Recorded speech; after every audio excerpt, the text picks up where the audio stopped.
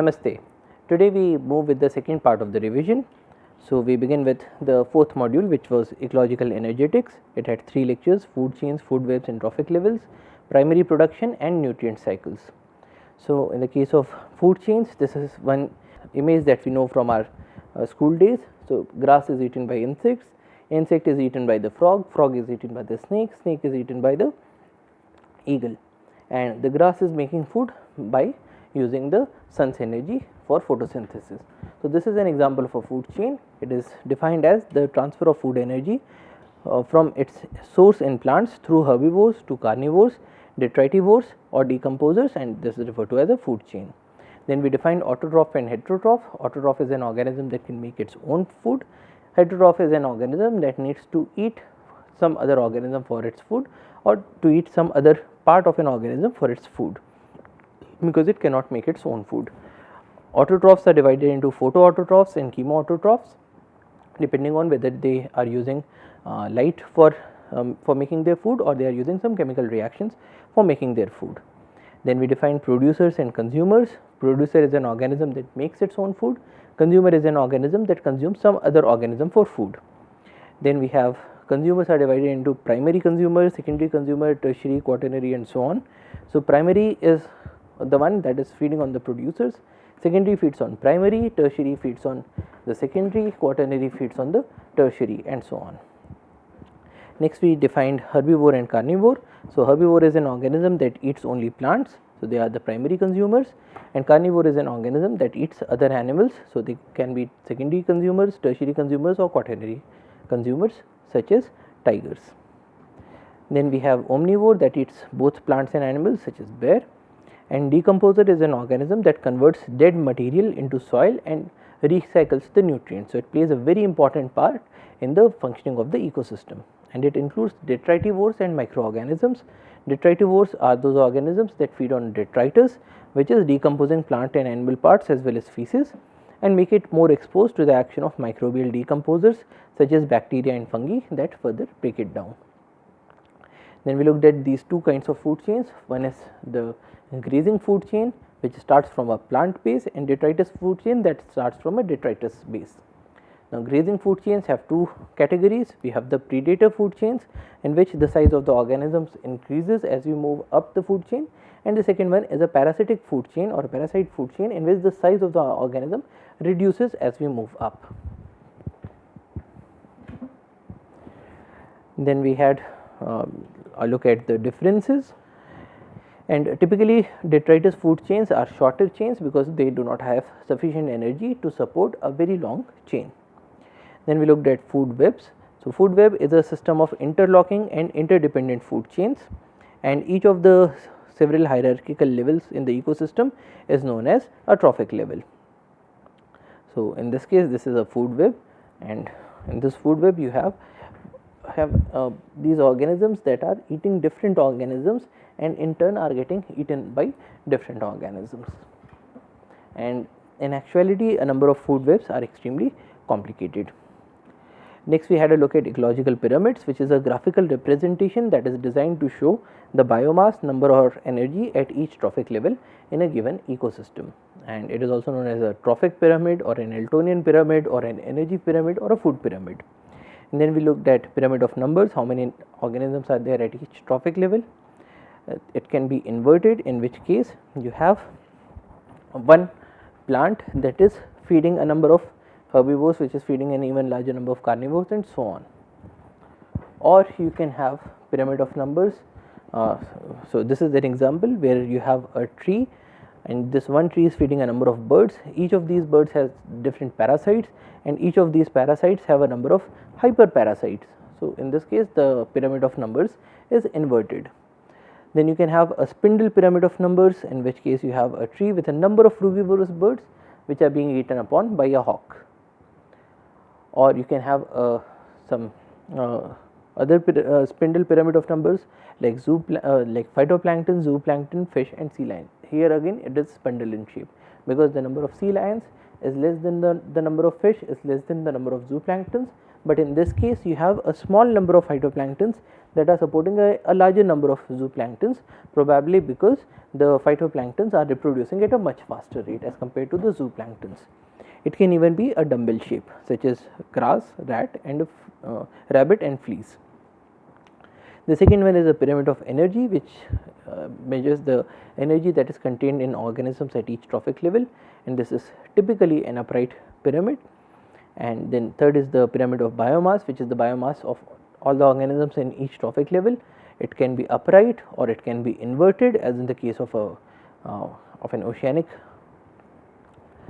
pyramid, in which case you have planktons which have a smaller biomass as compared to the small fishes, then large fishes, and then even larger fishes, or maybe some larger mammals, such as if you have a blue whale, so the biomass will be very high. Then we defined standing crop as the total dried biomass of the living organisms that is present at a trophic level, and we also defined ecological efficiency as the efficiency with which energy is transferred from one trophic level to the next. We defined exploitation efficiency, assimilation efficiency, gross production efficiency, net production efficiency, and then we defined ecological efficiency as a product of three of these. And then we had to look at the 10% rule.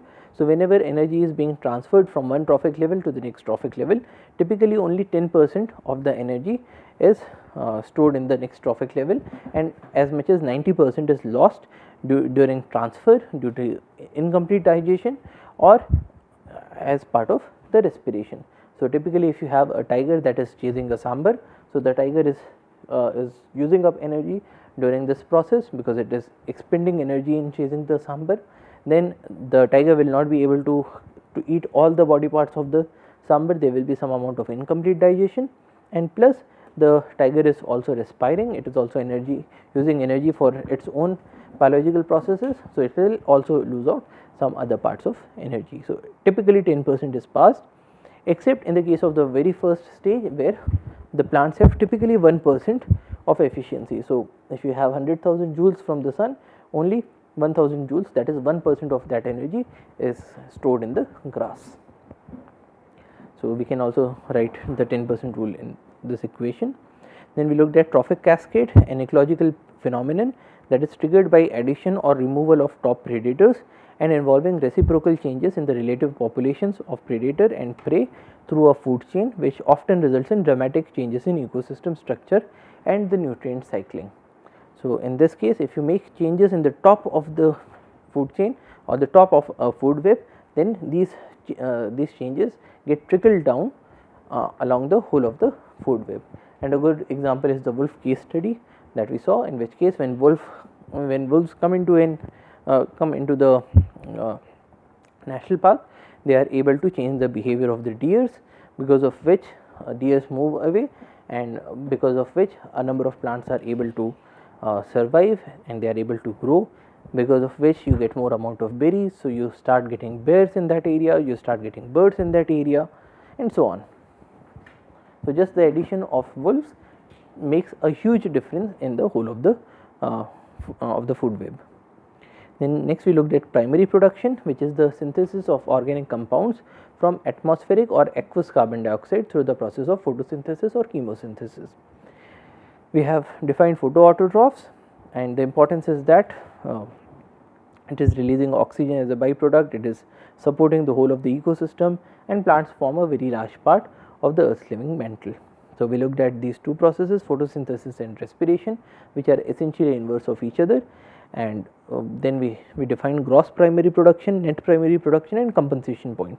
So, compensation point is the equilibrium point for plants where photosynthesis is equal to respiration, and typically this occurs in early mornings and late evenings, where the plants are doing the photosynthesis, but at the same time the photosynthesis is not so large that it would be able to counter the impacts of respiration. During the daytime, typically you will have situations where photosynthesis is greater than respiration. In the night time, respiration is greater than photosynthesis. Then we can measure the production by a number of ways. We can look at the amount of gases that are utilized, the amount of gases that are released, or we can look at the amount of radioactive materials that get incorporated by labeling the carbon dioxide. or we can look at the harvest or the total amount that is stored in the plants in a particular time frame. Then we defined efficiency. You have you have gross efficiency and you have the net efficiency. So, in the case of the net efficiency, you deduct the amount of energy that is fixed, which is now released because of respiration. Then productivity is defined as production per unit time, and we define net primary productivity as APAR into LUE. APAR is absorbed photosynthetically active radiation, LUE is light use efficiency, and by using these we can make use of satellite data or modeling data to look at these different values. And productivity depends on a number of factors. It depends on the species that you have, it depends on the amount of sunlight that you are getting, which will again depend on the latitude and the cloudiness of that area. It will depend on the dust and water that is there in the environment, the fertility of that area, the leaf arrangement, the leaf area, the concentration of carbon dioxide, and so on, and a number of other variables. And then we looked at this use of modeling, through which we can set up a model by which we are able to match the field characteristics that are observed in different plants. And once you are able to model all these characteristics, then you can ask different questions like what are the impacts of global warming on these different plants. So, when you have global warming, there is an increase in the concentration of carbon dioxide in the atmosphere, which will lead to an impact that is known as carbon dioxide fertilization, because you have more carbon dioxide. So, you will have more amount of productivity. On the other hand, because of changes in climate, you can have a positive impact or a negative impact. So, for every species, for every location on this planet, you can compute whether this global warming is going to harm your plant species or whether it is going to benefit the plant species. And we can also see how the timing of harvest changes for a number of organisms. So, in this case we see that in the current situations, if the harvest period is say 110 years, after you have this global warming, it may shift to as low as 75 years. Next, we defined oligotrophic lakes, mesotrophic lakes, and eutrophic lakes. So, oligotrophic lake is that has low nutrient content, mesotrophic lake has an intermediate level of productivity, intermediate amount of nutrients, and eutrophic lake that has a high amount of productivity, high amount of nutrients, and hypereutrophic lake that has even more. Then we looked at different characteristics, especially the Secchi depth. So, Secchi depth is a measure of the amount of turbidity that is there in water, and if you have a hypereutrophic lake, the turbidity will be so high that the Secchi depth will be very less. Then we looked at the sources of nutrients: dust, bird droppings, upwelling, rivers bringing sediments, and so on. And then there is this role of the limiting nutrients. So, if there is a nutrient that is limiting the amount of productivity, you can play with that nutrient and even act on large scales, such as this example in which iron salts were put into the oceans and the photosynthetic efficiency increased a lot. So, this is known as iron fertilization. Next, we had a look at nutrient cycles. So, nutrient is a substance that is used by an organism to survive, grow, and reproduce. You have macronutrients and micronutrients. Macronutrients are required in large amounts, micronutrients are required in smaller amounts. Essential nutrients are those nutrients that the organism cannot live without, and these cannot be substituted. And then we looked at the roles of some essential elements and the list of macro and micronutrients. Now, plants need to have an access to all these nutrients, but then the earth does not have an infinite supply of these nutrients, because of which the nature has to recycle these nutrients in the form of biogeochemical cycles, which is a pathway in which by which a chemical substance moves through the biotic and abiotic compartments of the earth. So, this is a typical nutrient cycle. You will have a pool. From this pool, the producers or the plants are taking up nutrients. From they are also using the energy from the sun, and from the plants it goes to the herbivores, from there to the carnivores, from all of these it goes to the decomposers, and through these decomposers these nutrients again reach to the nutrient pool. So, this is a typical generalized nutrient cycle. And then we looked at specific cycles such as the nitrogen cycle, and we also looked at the industrial processes of nitrogen fixation. We looked at carbon cycle. Now, in the case of carbon cycle, all of these organisms are also directly putting in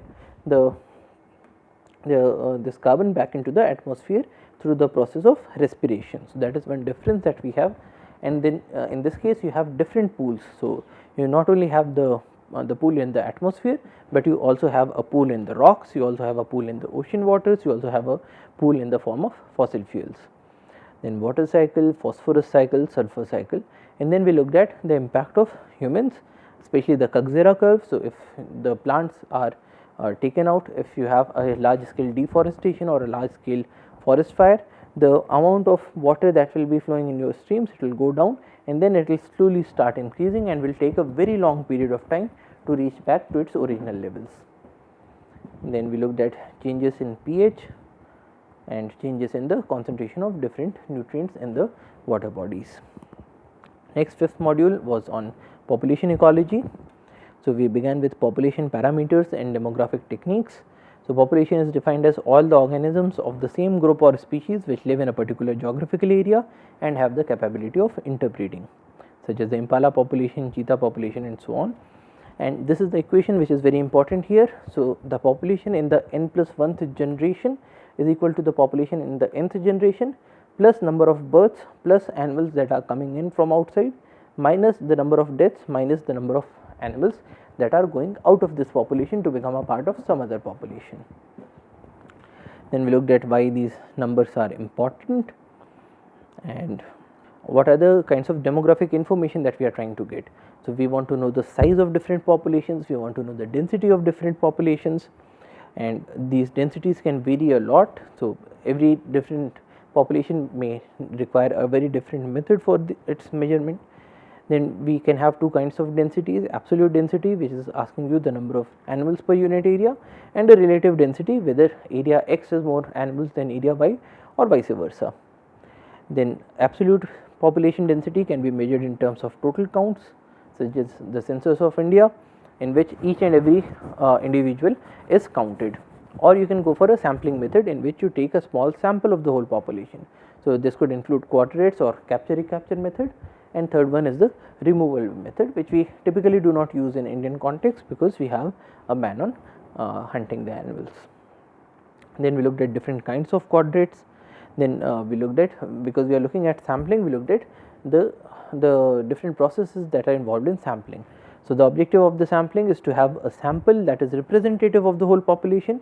It is able to reproduce the important characteristics of the population as closely as possible, and at the same time it is not as intensive as measuring the whole of the population. So, we defined population, sampling units, and so on. So, all these definitions are important.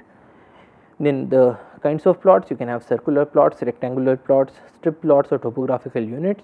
Then we looked at different kinds of sampling, which is very important. So, we have simple random sampling such as a lottery, or a systematic sampling in which you measure every kth individual, or a stratified sampling in which you divide the whole population into strata, or you can have multi-stage sampling, or you can have probability proportional to size sampling. Then we looked at capture-recapture method. So, in this case you capture some animals from the population at time 1, you mark them with something. So, you can typically put in some tags, or you can color them with certain dyes, and then you release them. So, once they have mixed with the whole of the population, then you take another sample, and then in that sample you assess what are the number of animals that are having your marks, and then we can use this formula: number of marked animals in the sample divided by the number of animals caught in the sample is equal to the number of marked animals in the population divided by the total population size. So, we know the number of marked animals in the sample, the number of animals caught in the sample, and number of marked animals in the population. So, in that case we can get to the total population size. Of course, this includes a number of assumptions, and even the removal method. So, the removal method is not very applicable in the case of India, but then we also should know how this method works.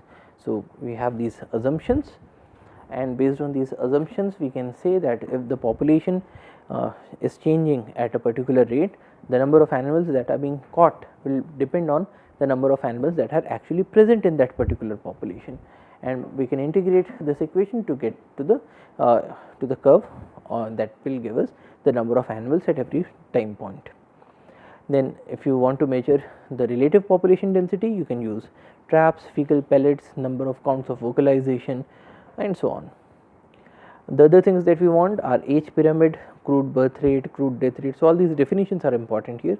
The general fertility rate, age specific fertility rate, total fertility rate, replacement level fertility, juvenile mortality, infant and life expectancy. And in the case of life expectancy, we divide it into physiological longevity, that is the life of an individual if it is free of any predation pressure and is living under optimum conditions. But then in the forest or in the jungle, all the animals are not able to live to their physiological longevity because they are not living in the most optimum conditions. So, the empirical average longevity of individuals of a population under given conditions is known as the ecological longevity.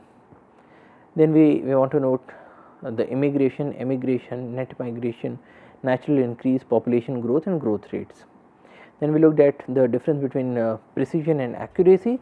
So, if your measurements are close together, we say that they are precise. If your measurements are close to the actual value, then it is accurate. So, we want to have those measurements that are both precise as well as accurate. Now, if you have precise measurements but not accurate measurements, so you need to calibrate your method to overcome the bias. Next, we had to look at population growth and regulation. So, we looked at some numerical examples of how to measure the mean sizes, mean population sizes, densities and so on.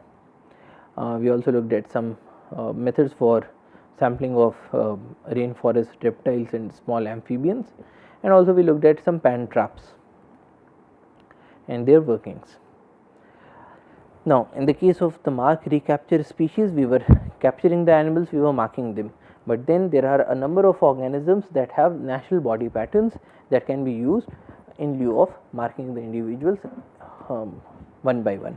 So, for example, every tiger has a different markings on its body, every zebra has a different marking on its body, or some animals that do not have such different markings such as the lion, you can make use of some other body part, such as you can make use of their vibrissae pattern, that is the pattern that is there in their moustache.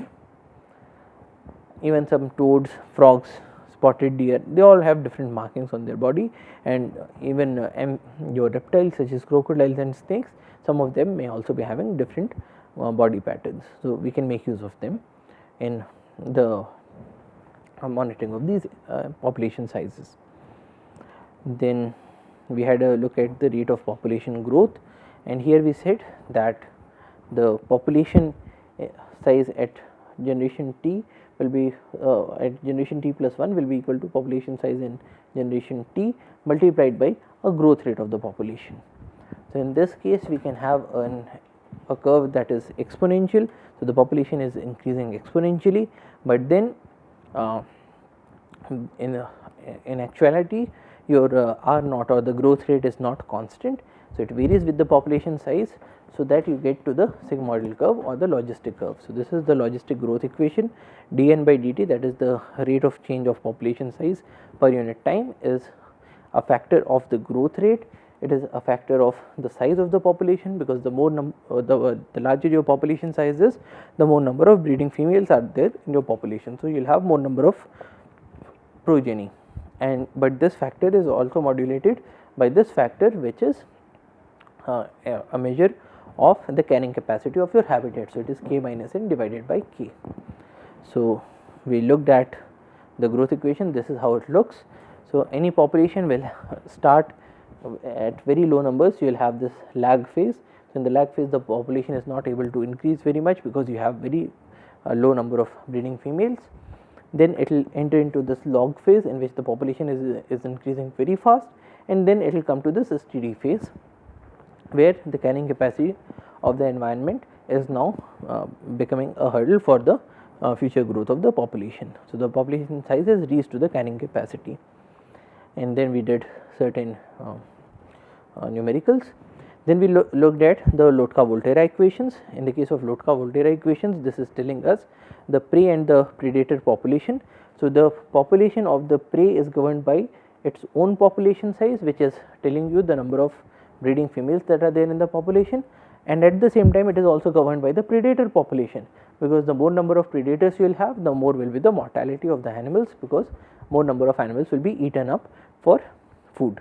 Similarly, the size of the predator population, it will increase based on the size of its own population, which will tell you the number of breeding females, plus it will also depend on the size of the prey population, which will tell you the amount of food that is available, or it will be an indication of the carrying capacity of the environment. So, if you put both of these together, you will get to a situation where both the prey population as well as the predator population, it undergoes a cyclical phenomenon, it goes through cyclical movements. And we can also make use of these Lotka-Volterra equations to look at the impacts of two different organisms on each other. So, say two different herbivores on each other, and we looked at this numerical example as well. Next, we looked at population studies and the equilibrium, in which case we talked about the problems of dynamics and the problems of statistics.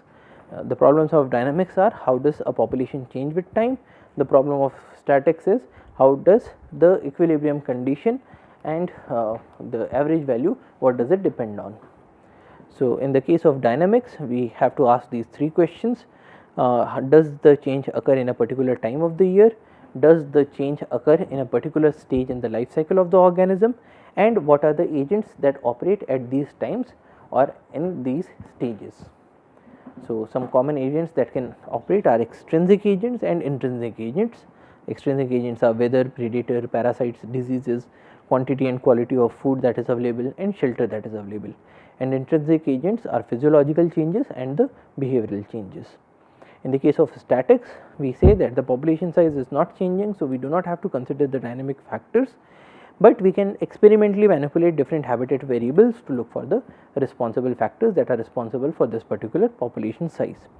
And in this case, we looked at the locust problem, in which this species is found in two different forms. One is the solitary form, one is the gregarious form, and even though they look very different, they are members of the same species. And then we looked at how they change from one to another. So, the solitary phase moves via a transient phase into the gregarious phase, and the gregarious phase moves via another transient phase into the solitary phase. And when the population dynamics of these organisms were worked out, then we found that there is this particular formation of a plague, and this is the final outcome, that when you have a favorable weather, it increases the density of these insects, which then triggers gregarization, in which case the solitary phase converts into the gregarious phase. Once you have this gregarious phase, you start this vigorous cycle, because you have gregarious phase. So, this will give rise to more number of individuals, which will further increase density, it will further keep this gregarious phase on, and in this case you will have the insects that will form large size swarms and will start moving away. Now, this would continue for eternity were it not for the predators, were it not for the extrinsic factors that are also operating here. So, if the weather becomes bad, or if there is a large amount of predatory pressure, or if there are certain diseases that affect this particular insect, so in that case the population density will go down, and which will trigger a reverse phase transformation, in which the gregarious phase will convert into a solitary phase. And then these days we are also looking into the biochemical factors that are responsible for it. Next, in 6th module, we looked at community ecology. So, we began with community, nature and parameters. Community is an assemblage of populations of different living organisms that are living in a prescribed area or habitat, and the transition area where two communities meet and integrate is known as ecotone, which can be sharp or it can be diffused. Then we looked at community attributes. So, what are the things that are common between different communities? How do you define a community? So, it will have co-occurrence of species, these species are occurring together. There will be a recurrence of groups of the same species if you have two communities in two different areas which are having similar climate. So, you will have a recurrence of the species. Then a community is able to maintain itself, it is able to regulate itself through the process of homeostasis. Then there are community characteristics which tell you how two communities are different from each other, which are things like species diversity, growth form and structure, dominance, relative abundance, and the trophic structure. So, they can vary between two different communities. Now, to describe a community, we have to describe the richness or the number of species that are there, the abundance of different species, and the species dominance, which is the ranking as per the abundance in terms of number, basal area, etc. Then we defined the relative density, relative frequency, and relative dominance. So, you can use this in especially in the case of tree species, and then you can get to the importance value index. So, a species that has a high relative density, which means that it has more number of individuals in that community. It has a high relative frequency, which means that the members of this species are found in all different parts of the community, plus it has a high relative dominance, will have a high importance value index, and will say that this community is being predominated by this particular species. Now, if you look at the association between two species, we can make this contingency table, and if we have situations that in most of the quadrates you have two species either present together or absent together, then we will say that both of these species are positively correlated. But if you have situations in which one species is present, the other is absent, or the second one is present and the first one is absent, in that case we will say that these two species are having a negative association. So, this is an example of negative association. Then we looked at three community theories. We have the organismic theory, which was put forward by Clements, who said that the community behaves like a superorganism and it has properties that are more than the sum of its parts. On the other hand, you have the individualistic theory or the continuum theory, which says that the communities are just mere coincidences and there is no such organismic relationship. And then there is the third one, which is Hubble's neutral theory, which comes somewhere in between. It says that the species are functionally equivalent and the abundance of a population of a species changes by random births and deaths. Then we talked about guilds. So, guilds are a group of species which are utilizing resources in a similar way, such as a group of fruit eating birds in a rainforest, of forest floor dwelling birds, and so on. Now, because species in a guild utilize the same resource, so the amount of competition between these species is much more than compared to any two random species. Then from guild we also define the niches. So, niche is a multi-dimensional description of a species resource needs, habitat requirements, and environmental tolerances. So, if you have two species that are having the same niche, the level of competition is very high.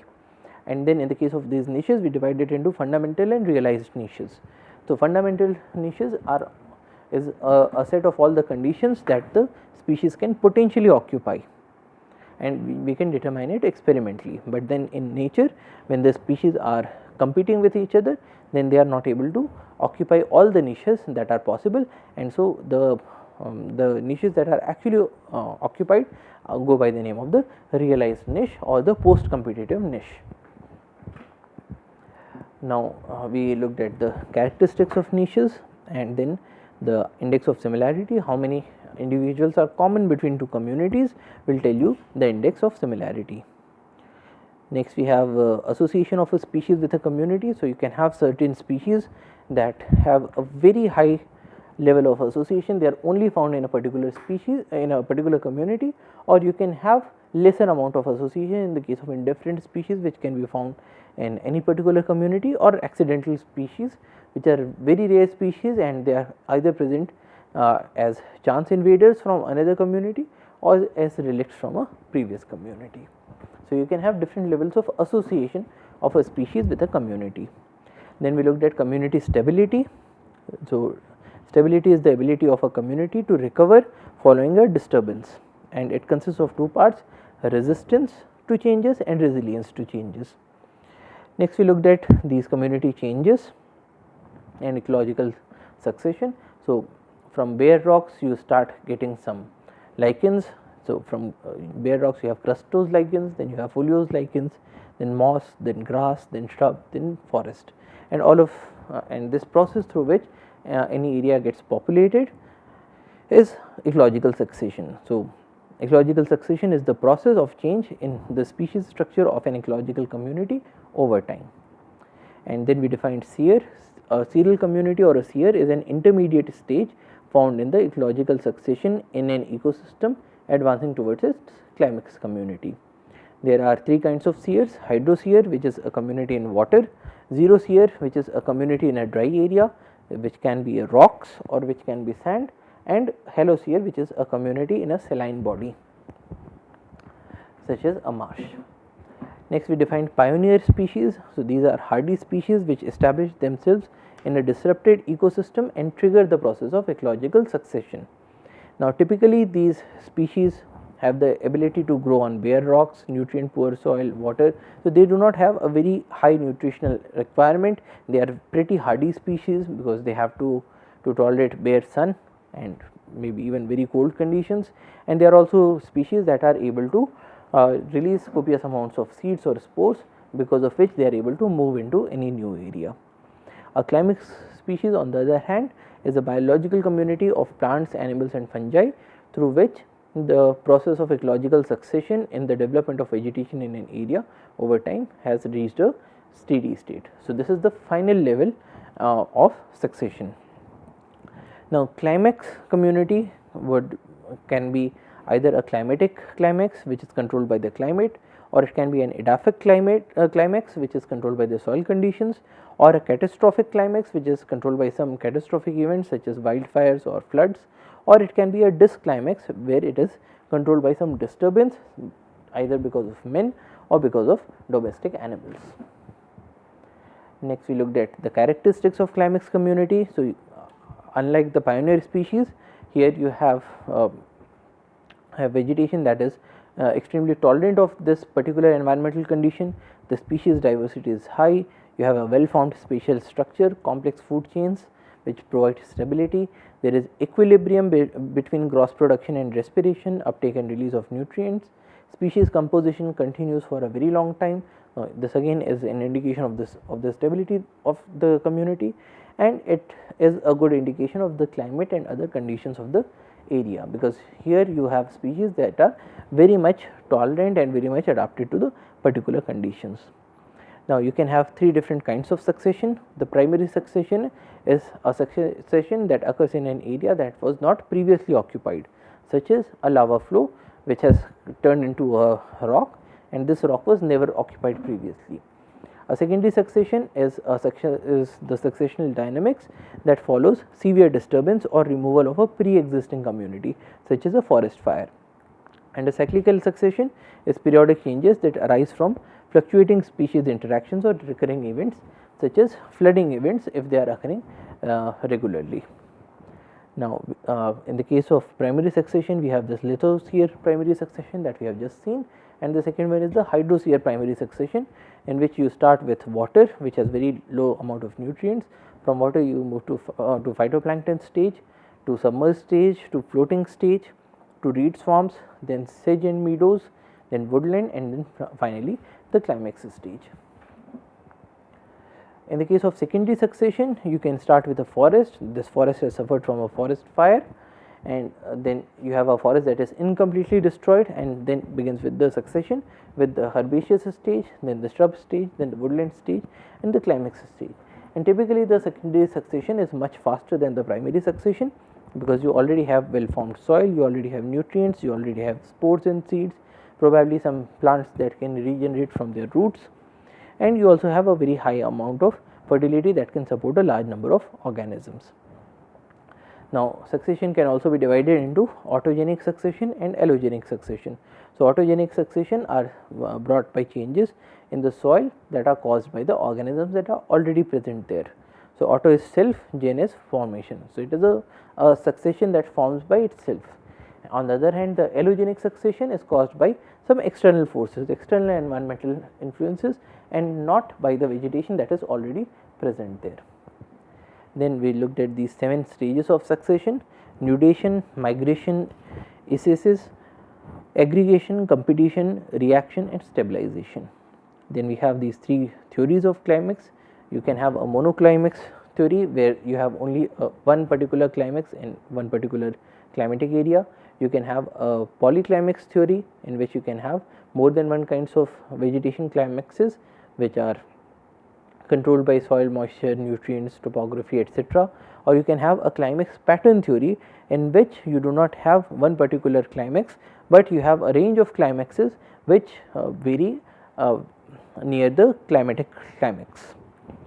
Next we looked at community organization. So, there are two kinds of dominance for species. You can have a keystone species which is playing a much larger role in the ecosystem as compared to its numerical abundance, or you can have numerically abundant species which are determining the nature of the community, and so we say that they are the dominant species in that particular community. Next we define the community dominance index, which is the percentage of abundance that is contributed by the two most abundant species. Now, if you have more number of species, typically the dominance reduces, but then this relationship is not a one-to-one relationship. If you have a community that has more amount of dominance, so it is possible that you will have certain species that are much more efficient in producing food, and in that case the productivity increases. Now, dominance changes with the surroundings. So, if you have nutrients that are put into a lake, that might result in an algal bloom. So, before this algal bloom you had a certain level of dominance, and because during this algal bloom a certain species has become predominant, so the dominance status of the community changes. So, typically you will also see that the species diversity is going down, then it increases again, and in a number of situations, if this perturbation is not very large, the community is able to bring itself back to the original position, which brings us to the concept of stability, which is defined as the ability of a community to defy change or to rebound from change. So, we have three different kinds of stability. You can have global stability, or you can have local stability, or you can have a situation where you have neither local nor global stability.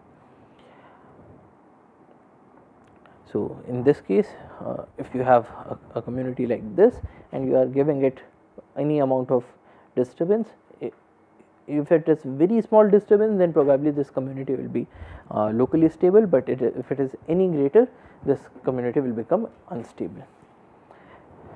Next, the question is, does diversity increase stability? We typically say that diversity increases stability, but there are also some counter arguments. So, this is still a matter of some debate. And how does a system respond to instability? You have resistance or inertia, which is the ability of the living system to resist the external fluctuations, or you can have resilience, which is the tendency of a system to retain its functional and organizational structure after perturbance of a disturbance. So, in the case of resistance, the community is not changing. In the case of resilience, the community has changed, but it is able to bring itself back to the original position. Now, resilience can be measured in terms of elasticity and amplitude. Elasticity is the speed with which the system returns to its original state, and amplitude is the maximum amount of disturbance that the community can tolerate. So, it is a measure of how far a system can be moved from the previous state and still return back to the original conditions. Then we had a case study of sewage in Lake Washington, and even after you had a large amount of disturbance, the community was again able to bring itself back to the normal conditions, which tells us that if you are within the limits, then the detrimental changes can be stopped and reversed. Now, in the 7th module, we looked at distribution and abundance of organisms. So, we began with biogeography, which is a study of the geographical distribution of life on earth and the reasons for the patterns one observes on different continents, islands and oceans. So, it asks the question, what is found where and why is certain thing found in a certain location and not in some other location. Then we looked at range. Range or distribution of a species is the geographical area within which the species can be found. Then we looked at major Indian habitats, alpine, meadows, forests. So, forests are also of different kinds, alpine, dry deciduous, moist deciduous, mixed forest, scrub forest and so on, sand dunes.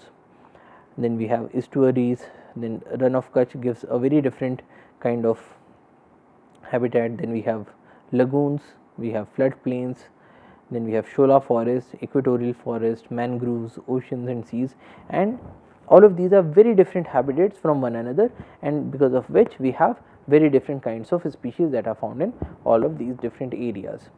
Now, we looked at this example in which if you ascend in altitude, the temperature reduces, and so you can have those species which are typically not found in that particular latitude. So, if you go very high, then probably you will find even species that are more alpine even when you are close to the equator.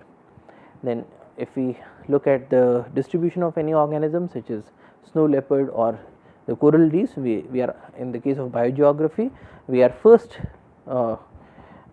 noting down where these organisms are found. Then we ask the question, what is there in this location that is making this organism come to this location or thrive at this location, and what is there that is not present at the other location where this organism is not found, because of which this organism is not found in that particular area. So, which brings us to the question of why things are where they are. So, we looked at these examples, and this is something that we have been looking for a very long period of time, and we define the factors that govern biogeography into push factors and pull factors. Now, pull factors are conditions that attract organisms to an area, good amount of food that is available, a good climate that is available to the organisms, and push factors are those conditions that drive away organisms from an area, such as scarcity of food or inhospitable climate. So, even in a small mountain, we can see that there are certain areas where you have plants and there are certain areas where you do not have plants. So, these things can be right next to each other. Then we looked at the other factors. So, apart from push and pull factors, you have the factors of dispersal. It is possible that the organism has not yet reached that area, or you can have anthropogenic factors or man-made factors, in which case in this area plants should be there, but then because of the influence of man, this area was all cleared off the vegetation. So, you can have the anthropogenic factors. You also have the habitat selection factors, which refers to the hierarchical process of behavioral responses that may result in the disproportionate use of certain habitats to influence the survival and fitness of individuals. And habitat selection has both innate components, which are inborn components, and some learnt components. So, this was the example in which if you have wild caught adults of chipping sparrow, they spend majority of their time on pine and less amount of time on oak. But then if you rear them in the laboratory and you do not give them any exposure, they are able to repeat the same pattern. So, they will prefer the pine, but if you rear them in the laboratory together with the oak leaves, so in that case they will start preferring the oak. So, in this case, this one is telling you that the birds have learnt to prefer oak. In this case, we are seeing that there in the absence of learning, there are certain inborn preferences that the birds have. So, the habitat selection has both innate and learnt components. Then we make use of transplant experiments to identify the potential range of an organism. So, if this organism is found in this green area, you can move an organism from one point in this green area to another point as a control experiment, or you can move it to other areas where it is not found. Now, if it is not found, there could be areas where it survives, there could be some areas where it does not survive, and based on its survival or its death, we can make some outcomes. So, if this transplant is successful, then probably the organism is not found there because this area is currently inaccessible, or it has not been able to disperse because of lack of time or because of habitat preference. But if the transplant is unsuccessful, then it could be limited by some other species, or it could be limited because of some physical and chemical factors. Then we look at factors. Now, next we move on to the Liebig's law of the minimum, which says that the rate of any biological process is limited by that factor in least amount relative to requirement, so that there is a single limiting factor. So, if you have n number of requirements, the one that you have the least amount of, that is going to be the limiting step. The second one is the Shilford's law of tolerance, which says that the geographical distribution of a species will be controlled by that environmental factor for which the organism has the lowest range of tolerance or the narrowest range of tolerance. Now, it is important to know these different factors, because we are these days observing changes in the range. So, if you have global warming, those species that could not live in the colder areas are now able to increase in their ranges. So, we are seeing that the median altitude for malaria is increasing with temperature. Now, one other factor that can regulate whether a species is found or not found is migration, which is defined as a regular and seasonal movement of animals, often along fixed routes. Now, the reasons are, you can have animals that are looking out for better resources such as food or breeding sites, or there are animals that are moving away because their original habitats are having a harsh climate. So, they are shifting to a more amiable climate. We looked at the example of demoiselle cranes. Now, moving back to dispersion, we have three different modes of dispersion. You can have diffusion, which is a gradual movement over several generations, or you can have a jump dispersal, in which you have a quick movement over large distances, often across unsuitable terrains, such as the movement of zebra mussel through the ballast water. Or you can have secular diffusion and dispersion, which is diffusion in an evolutionary time, so that the final migrants are very divergent from the original population. Then we also had a look at allelopathy, in which there are certain organisms that are secreting certain chemicals that are inhibiting the growth of certain other organisms. So, this is the distribution flow chart. Next, we had a look at some push and pull factors in more detail, in which case we looked at the distribution of sea urchins and algae. So, in this case we are saying that wherever you have sea urchins, you do not have algae, and where you have algae, you do not have the sea urchins. So, this led to a study of whether predators can restrict the ranges of the prey organisms. So, a certain area was cleared of the sea urchins, and if you remove the sea urchins, the algae are able to come back to that area, which shows that there is nothing other than sea urchins that was wanting in that area. Then, if you have a situation where a predator is governing the distribution and abundance of prey, so in that case you will have 4 conditions that will have to be fulfilled. The organism does not survive when transplanted to a site where it does not normally occur, unless it is protected from predators by cages.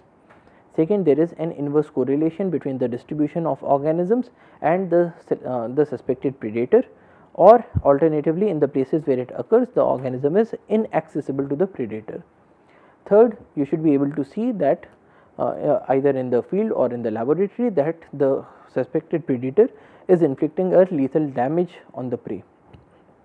And fourth, there should be a direct evidence that the suspected predator is responsible for the destruction of the prey in the transplantation experiments.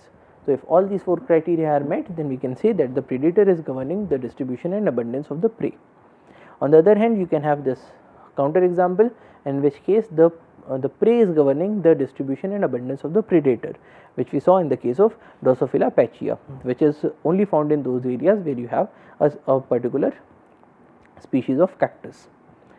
Now, does it have an implication on biological control of pest and invasive species? Yes, because if you have a predator that is extremely exclusive to the prey species, you can make use of that predator as a biological control. So, we looked at this example of controlling pine rust by eliminating the gooseberries, because the fungus that was affecting the pines also was obligately dependent on the gooseberries. So, it spent some part of its life cycle on the pine and some part of its life cycle on the gooseberries. So, if you remove the gooseberries, you will eliminate the pine rust. Then we looked at this other method of governing distribution, which is interspecific competition, in which you have a particular species of bird that is able to form colonies in this area, but then it gets displaced by another species because of interspecific competition, and this can also regulate the distribution and abundance of a particular species in a particular area, because once this species is displaced, now you do not have any individuals that are left in this particular area. Next, we looked at experimental demonstration of allelopathy. So, in this case, if you have the apple seedlings and you give it water, these apple seedlings are able to survive, but then if you pour water through a grass bed and then put this water onto the apple seedlings, they start dying off. But then if you put water only through a soil bed without the grasses, these apple seedlings are able to survive. So, this is telling you that there is something that is there in grass which is leading to the death of these apple seedlings here, because there is nothing in the soil that is leading to the death of the apple seedlings. So, this is how you can look at the impacts of allelopathy, or you can experimentally play with the impacts of the allelopathy. Now, in the case of allelopathy, it is not only that you have an impact on members of other species, but you can also have an impact on the members of your own species, such as this peach replant problem. If you have peach that is following an apple plantation, you have a good yield of fruits, whereas if you have a peach that is following a peach, you will have a bad yield of fruits. So, there is essentially something that is released by the peach plants that is inhibiting the other peach plants. And we looked at another example, in which case Crivella robusta kills its own seedlings. Now, there was one other variation that we looked at. Whenever we are talking about the range of tolerances, those range of tolerances can be modified by acclimation of individuals. So, if you have individuals that have been living in higher temperatures, they will probably be able to tolerate much higher temperatures as compared to other individuals of the same species that were living in lower temperatures. Then we also looked at one other variation, that several factors can be simultaneously governing the presence or absence of a particular species in a particular area. So, especially in the case of these tree lines. So, tree line is the line above which there is no growth of trees. So, that can be because of lack of soil, drought, desiccation, lack of snow, excessive snow, short growing season, rapid heat loss at night, excessive soil temperatures in the day, or mechanical aspect of high winds. Now, which of these factors is playing a role, or which combination of factors is playing a role, that needs to be looked at experimentally. And then we also saw that some amount of these variations are also stored genetically. So, for instance, if you take plants from different areas and these plants belong to the same species, and you are bringing these plants into the same area, they will start showing different features. So, whenever we are talking about these distributions, ranges, tolerances, so that is also modulated by the areas in which these organisms have been growing. So, that is all for today. Thank you for your attention. Jai Hind.